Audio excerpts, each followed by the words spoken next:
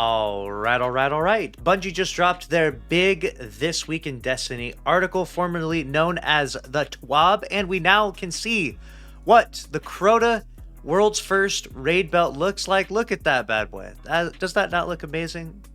That's what it's going to be like. One team will be crowned the victor, and there's a bunch of things that are going to be disabled. One of those will be Banner of War for Strand Titans. I am actually really upset about that. Let's go ahead and jump into everything though. This Week in Destiny, August 31st, 2023. This Week in Destiny, Crota is back in all his rotating glory. We're stoked to watch you take him on, but we'll get to that in a minute. Did you complete this week's story mission? How did your screenshots come out? Have you traversed your way through altars of summoning and shown those enemies who is the strongest of them all? You, duh. We know that a lot of barrage of questions, but it's so much fun running alongside you all, especially seeing everyone zoom in with Strand, so keep it up and keep those commendations coming. So that's a recap of last week, and then we're doing a recap of this week. Get ready, we also got Iron Banner stuff. Here we go. It's Crotating time. We are less than 24 hours away from the Crota's End reprise raid, and we wanted to give you some reminders before hopping into the raid tomorrow. You will need to be at 790 power to be at the cap for all the encounters to take the raid on. Now keep that in mind, not only do you need to be at 790 power, I would recommend at least infusing all of your weapons up to 790, if not 1800, if you can do so, just to make sure that none of the weapons are like underpowered. It shouldn't matter though, like as long as you are 790, 1790, it should work, but I'm a little bit extra precautious, so I'm going to make everything 1800. To give our server some room to breathe, there will be no bounty or weapon crafting progress for combatant kills below boss tier within King's Fall and Crota's End while contest mode is enabled, so keep that in mind. We're going to change things up a bit too. When the first team completes the raid and subsequent challenges, we'll verify that and proclaim them the world's first winners via the Destiny of the Game account. However, we'll still be performing a thorough security validation, and if we find any activity that breaks our world's first rules, we will disqualify that team and award the next team the belts. Wow. So as soon as a team crosses that finish line, they're going to announce the winner. They're going to say, hey, you got world's first, but we're going to be looking into you. We're going to be inspecting you to see what's going on. That's very interesting that they're choosing to go that route. I imagine they want to keep the sanctity of the raid race, make sure no one's using any sort of crazy exploits or cheats or infinite power ammo craziness, but very interesting approach from them. Previously, what they did is someone would cross the finish line and they would vet that and they would research into it for a few hours and then announce the winner a few hours after they had already completed the raid. So now they're doing things a little bit different.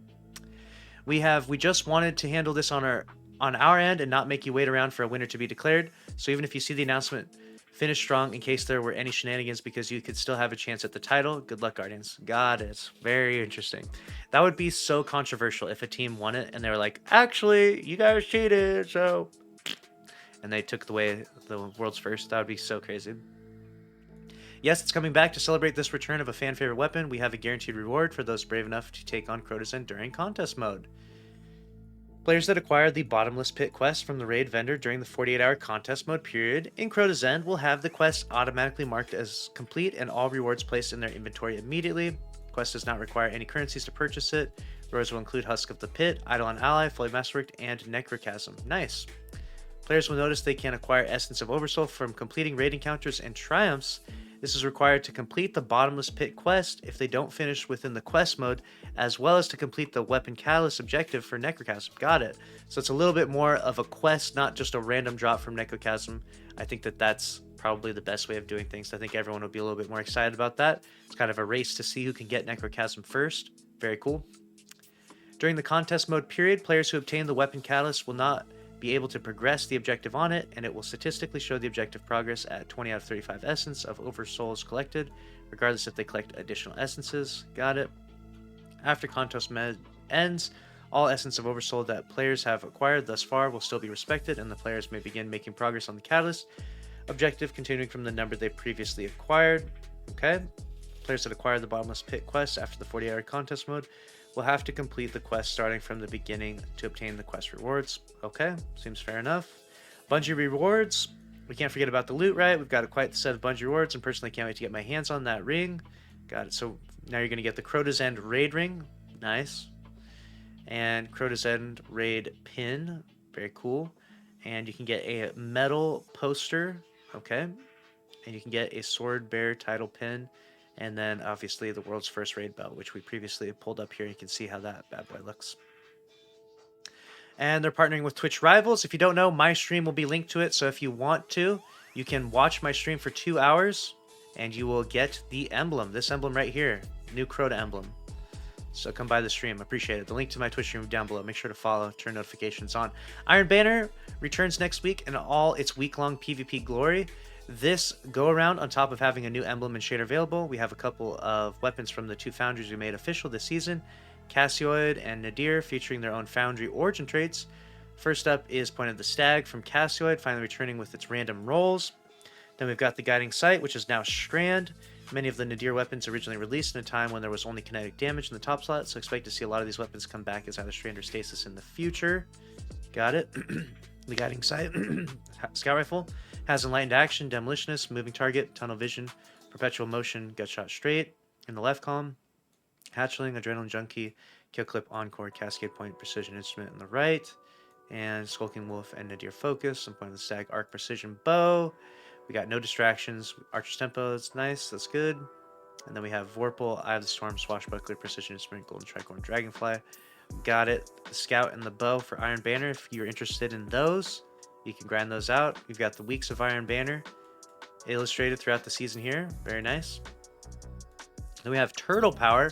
In August this year, while scouring the depths of Titan in Season of the Deep, Bungie partnered with 5 content creators in their awesome communities to raise funds for Brazil's Projeto Tarta. I'm going to absolutely butcher that pronunciation. So they use scientific research, community education, and sustainable tourism to help sea turtles thrive.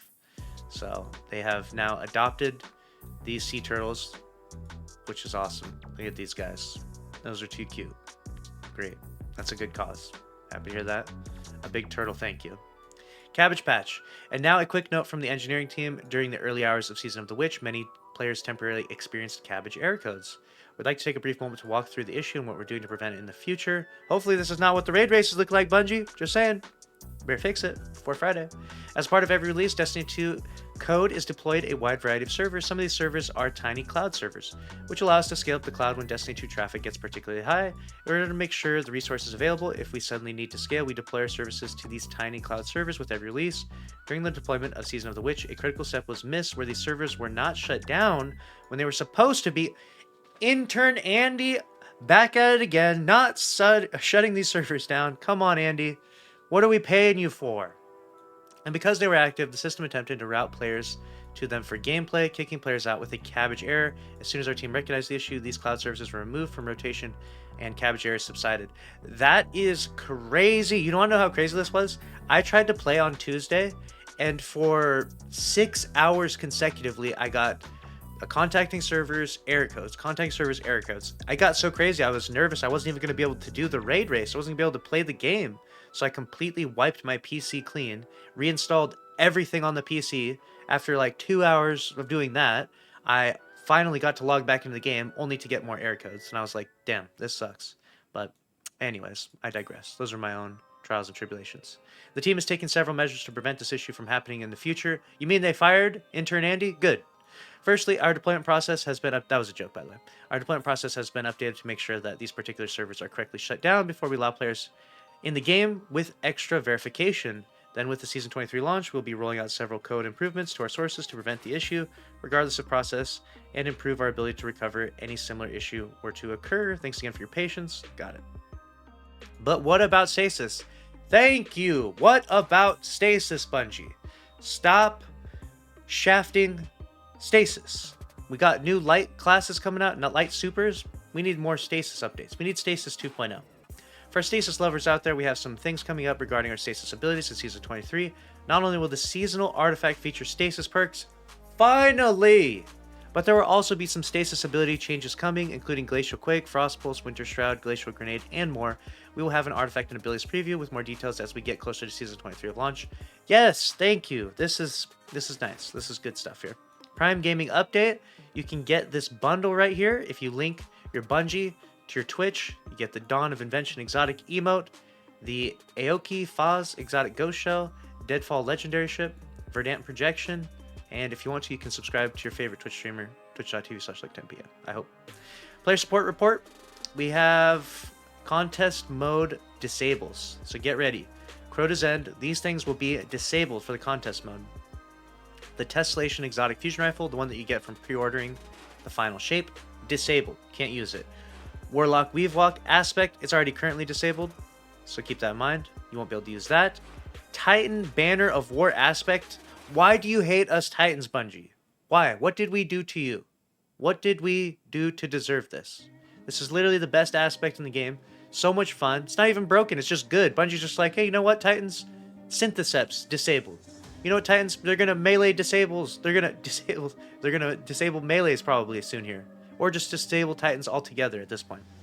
Foe Tracer Exotic Hunter Helmet gets disabled. They just did a full rework on that. That's messed up to disable that. Elemental Munitions mod. Unreal. And we have Luminous Void Shader. An unintentional change was made to the Luminous Void Shader with update 7202. We are currently working to revert this change and return it to its previous appearance. Players should be aware that the shader as displayed currently will no longer be accurate once this change is reverted. Got it. Galahorn behavior updates. Uh-oh. Talking about that G-Horn and that stealth nerf. Let's see what Bungie has to say here. Beginning with the launch of Season of the Witch, Galahorn's behavior was slightly altered. This was due to a recent fix to an issue causing projectiles to inadvertently damage immune enemies. Got it. The side effect of this fix has unintentionally impacted how Galahorn operates. Due to Galahorn's boss DPS dominance, we have previously planned to dial down its damage in a future update. Because this unintentional change resulted in similar changes to those planned, the current behavior of Galahorn will be maintained while we monitor performance. Got it. So there you go. That's Bungie responding to Galahorn being all kinds of funky this season. Loadouts re-enabled with this launch of update 7202. Loadouts function have been re-enabled. Players will now be able to access their existing loadouts and create new ones. However, items will be unable to be pulled from the vault. Got you. And we've got Sonar Station Vendor. We are currently investigating an issue causing the Season of the Deep Sonar Station Vendor to no longer offer bounties, preventing the completion of the weekly Aquatic Operations Challenge. Interesting. Special Deliveries Kiosk. Got it. Beginning with the launch of the Season of the Witch, items such as pre-order rewards, secret stash bundles have been moved to the Special Deliveries Kiosk in the tower. There it is. New Light players will continue to be able to access these rewards from Shaw Hand and Cosmodrome. List of known issues, opaque cards from Lectern of Divination display that they are rewarding witches engrams, but they are not. Vanguard, Crucible, and Gambit playlists award Pinnacle Legendary engrams instead of Focusable Exotic engrams. Yep, that's true. I had that happen. Shared previews are unavailable when previewing gear and focusing menus. The perk description for the Astrocyte vs. Exotic Warlock Helm is inaccurate. Cooldowns for Tangle Generation inconsistent. The Last Will and Testament quest no longer be successfully completed. Hung Jury and Wendigo are currently unavailable for Legacy focusing from Zavala. Explosive barrels ignore the damage reduction granted by the Warlock Weavewalk aspect. That's funny. Tessellation Exotic Fusion Rifle incorrectly applies blur to the entire screen when aiming down sights. Weird. Secondary Energy Ornament for Armamentarian Titan Exotic Armor Chest Piece is missing a detailed piece on its back. Got it. Craftable version of Dead Man's Tale does not display owned or available ornaments to inspection. Okay. The Bulbul Terang Emblem does not appear in collections. Swapping shaders for emotes in a locked load activity will result in players being returned to orbit with an error. Whoa! Swapping shaders or emotes while in a locked load activity? Yes, that actually happened to me. I swapped a mod. Swapped my grenade in my subclass loadout. So keep that in mind. If you don't want to get booted during Crota, that's actually a big one. The Photonic Vest Hunter chest armor is unavailable for armor synthesis. Got it. Sparrows and Raids and Hive Kitties, oh my. We have all that story of our first vehicle that at some point will just begin making the weirdest sounds. You could either get mad at the bizarro noises erupted from your engine, or you could promise to never give up and break into a dance that would make Rick Astley proud. We've got the movie of the week. Got it. We've got bonus movie of the week. Devour. Oh, we got some paintings for the arts week. Whoa. Very cool. Very cool. Some dark art here. Very nice. And that's it for this week's TWID. Very interesting stuff. I'm surprised we don't have any recognition of the malfeasance being kind of busted, which means if it's enabled, then use malfeasance, right? That thing is busted with Lucky Pants. Use that if you're a hunter out there. Definitely. And anything else that I missed, comment down below. Let me know your thoughts about this week's TWID. And will you be competing in the day 1 raid race? If not, make sure to come by and watch the stream. Smash the like button, subscribe with notifications on, and click on the screen here to watch another video from the channel. As always, thanks for watching. I'll see you in the next one. Later.